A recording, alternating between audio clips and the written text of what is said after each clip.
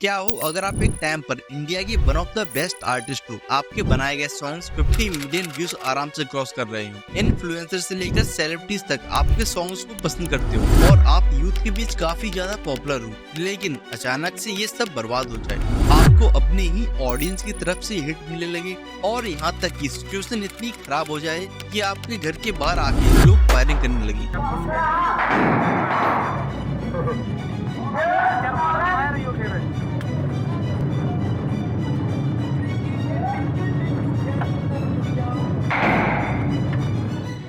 तो ये स्टोरी है एक छोटे से गांव से निकले एक आर्टिस्ट की, जिनका नाम है सुमित गोस्वामी, जो एक टाइम पर मोस्ट लव्ड आर्टिस्ट थे, पर आज सिचुएशन एकदम ऑपोजिट है। लेकिन ये सब हुआ कैसे?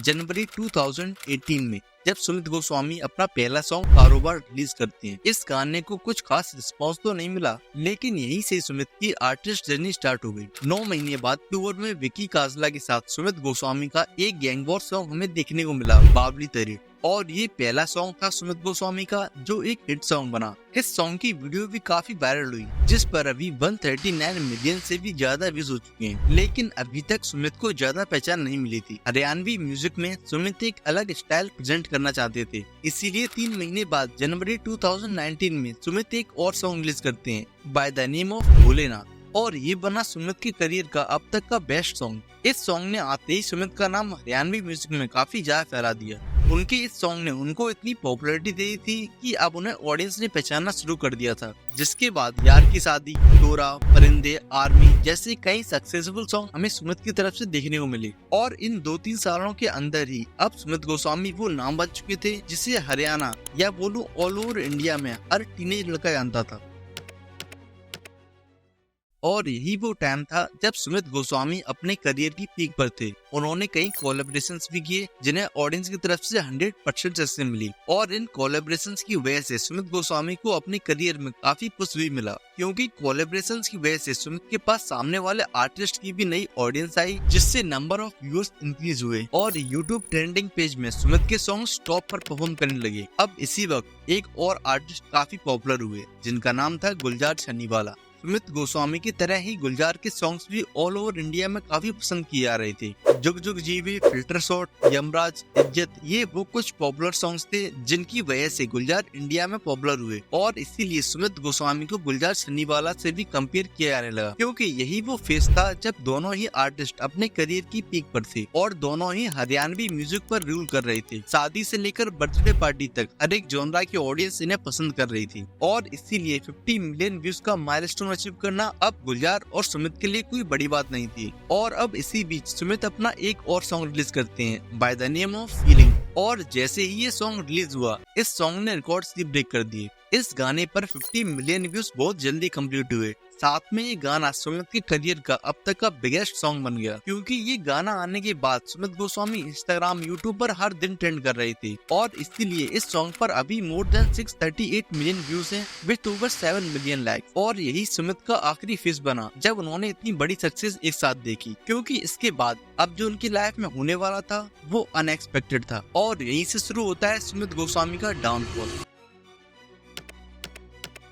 अब जो मैं बातें कहूंगा उसे थोड़ा ध्यान से समझना, क्योंकि आज के टाइम में सुमित गोस्वामी की जो सिचुएशन है उसके पीछे का सबसे बड़ा रीजन यही है। तो होता कुछ ऐसा है कि अमन बैसला, जो कि एक बिजनेसमैन और सोशल वर्कर थे, उन्होंने 29 सितंबर 2020 के दिन अपनी लाइफ को खत्म कर लिया। ये केस तब हाईलाइट हुआ जब अमन ने अपनी सुसाइड के पहले एक वीडियो और एक सुसाइड नोट छोड़ा, जिसमें उन्होंने अपनी मौत के लिए सुमित गोस्वामी और कुछ लोगों को जिम्मेदार ठहराया। अमन बैसला ने अपनी लास्ट वीडियो में अपने बिजनेस पार्टनर नेहा जिंदाल और सुमित गोस्वामी पर पैसा वापस न करने और ब्लैकमेल करने का एलिगेशन लगाया। अमन का कहना था कि उन्होंने सुमित गोस्वामी और नेहा को पैसे दिए थे जो वापस नहीं किए गए। जब उन्होंने खुद के पैसे वापस मांगे तो उन्हें धमकी दे दी गई। अमन एक मिडिल क्लास फैमिली से बिलोंग करते थे, तो उन्हें अपनी इज्जत की बहुत परवाह थी, और इसकी वजह से उनके परिवार वालों को दिक्कतों का सामना न करना पड़े, तो उन्होंने ये स्टेप उठा लिया। अमन ने अपनी वीडियो में कहा कि उन्होंने मल्टीपल टाइम्स नेहा जिंदल को पैसे दिए थे, कभी नेहा अपने माँ बाप तो कभी सुमित के माँ बाप की हेल्थ को लेकर उनसे पैसे डिमांड करती थी। अब बिजनेस पार्टनर होने की वजह से अमन ने नेहा पर विश्वास करके 2.5 लाख, 5 लाख, यहाँ तक कि 10 लाख रुपए तक भी नेहा को दे दिए थे। लेकिन जब उन्होंने अपने पैसे की डिमांड की तो उन्हें मेंटली हरेस किया गया, उन्हें ब्लैकमेल किया गया, ये कहते हुए कि उन्हें रेप के केस में अंदर डलवा दिया जाएगा। अमन का कहना था कि सुमित और नेहा उन्हें दिन पर दिन इमोशनली और फाइनेंशियली तोड़ रहे थे, जिससे वो काफी समय से परेशान थे। उन्होंने बहुत ट्राई किया सारी चीजें सॉर्ट आउट करने का, पर कोई भी फायदा नहीं हुआ, क्योंकि नेहा जिंदल सुमित के यहाँ वीडियो कोऑर्डिनेटर थी और वो ये सब सुमित के सपोर्ट की वजह से ही कर पा रही थी। लेकिन जब अमन ने सोचा कि सुमित से बात करके पैसे वापस मिल जाएंगे और उन्हें ब्लैकमेलिंग से भी छुटकारा मिल जाएगा, तो उन्हें सुमित गोस्वामी की तरफ से ये जवाब मिला। बाकी जो तेरे को करना है